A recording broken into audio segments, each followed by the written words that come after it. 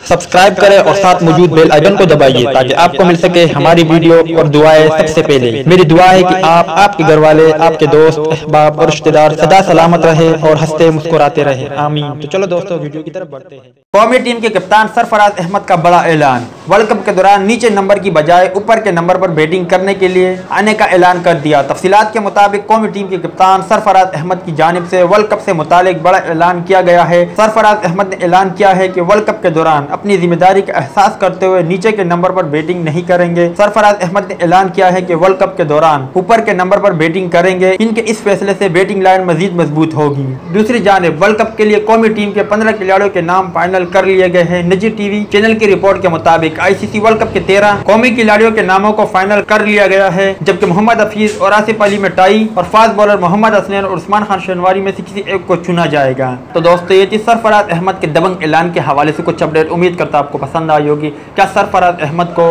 ऊपर के नंबर पर बैटिंग के लिए आना चाहिए या नहीं, इस हवाले से अपनी राय का इजहार कमेंट्स बॉक्स में जरूर दें। दोस्तों उम्मीद करता हूँ आपको वीडियो पसंद आई होगी, तो लाइक करें, शेयर करें, सब्सक्राइब करें बिल्ला स्पोर्ट अपडेट को और साथ मौजूद बेल आइकन को दबाइए। मेरी दुआ है कि मेरी, आपकी और हम सब की हर जायज मुराद पूरी हो। मेरी न्यू वीडियो आने तक आपका, हमारा, हम सब का अल्लाह ही हाफिज और निगहबान हो। इस आमीन। वीडियो देखने का शुक्रिया।